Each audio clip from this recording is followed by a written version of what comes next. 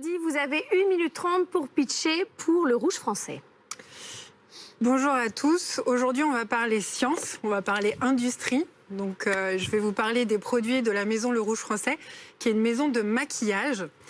Donc, on a développé des innovations process en formulation, mais aussi en packaging. Et donc, on a aujourd'hui des produits qui sont des rouges à lèvres, des eyeliners, toute la panoplie de maquillage qui intègre une innovation mondiale, qui est la coloration végétale. Donc dans la partie industrielle, vous devez savoir qu'effectivement, pour créer une innovation, il faut aussi avoir un marché, une application. Aujourd'hui, je suis face à des grands dirigeants de cellules de recherche et de développement et de cellules industrielles. On a eu la chance de développer des innovations mondiales qui est la coloration végétale. Donc ici, dans ces fioles, vous voyez par exemple la garance, qui est une plante tinctoriale, donc qui a des propriétés colorielle, mais aussi bénéfique pour la santé. Donc on est aussi sur de l'extraction biotech, enzymatique par exemple, donc on utilise aussi les enzymes. Et pour l'autre partie qui est le packaging, on est sur une innovation aussi puisqu'on est sur du biosourcé végétal.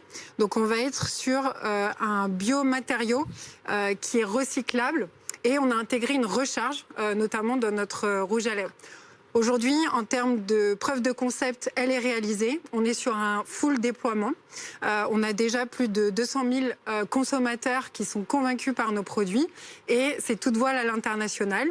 Donc on correspond vraiment aux attentes du bio, du vegan et aussi de l'innovation biotechnologique. Alors, moi déjà, je pense qu'il y a un énorme marché. Donc là, sur la demande, j'en suis très convaincue. En sortie de pandémie, les attentes des consommatrices sont différentes. On sort vraiment sur cette tendance, ce nouveau besoin d'avoir des produits sains pour la santé avec des propriétés bénéfiques et aussi effectivement le rebond lié à le lipstick index qui est très connu voilà, en sortie de crise.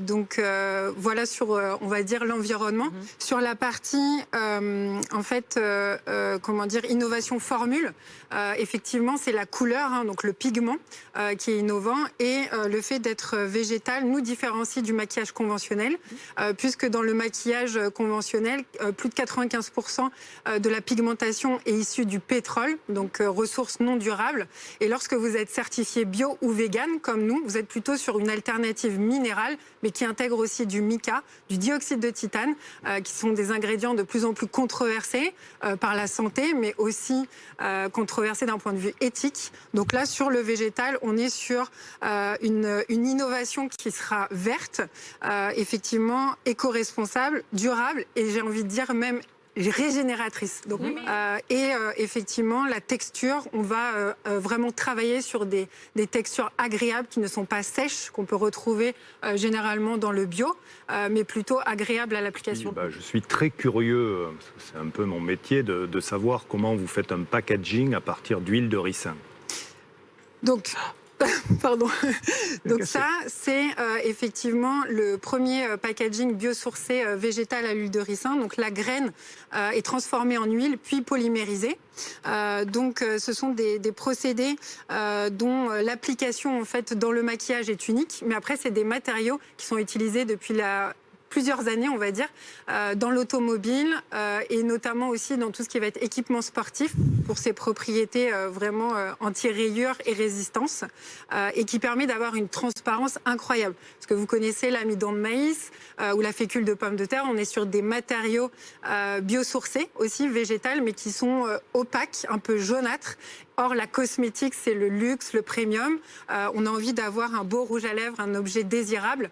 Donc, la transparence est importante. C'était impressionnant. Merci beaucoup de nous avoir présenté le rouge français. Elodie Carpentier, vous avez décidé de mettre à la première position de la BFM Academy pour cette émission d'élimination. Lucas Guébard, fondateur et président directeur général de Mobi Travel, candidat préféré de notre jury, site de réservation de vacances pour personnes à mobilité réduite. À la deuxième position, Elodie Carpentier, cofondatrice de la maison Le Rouge Français, rouge à lèvres aux pigments végétaux. Vous restez donc dans l'aventure. Reste également dans l'aventure David Monnier, président et cofondateur de Fonto des Vivo, solution de purification d'eau.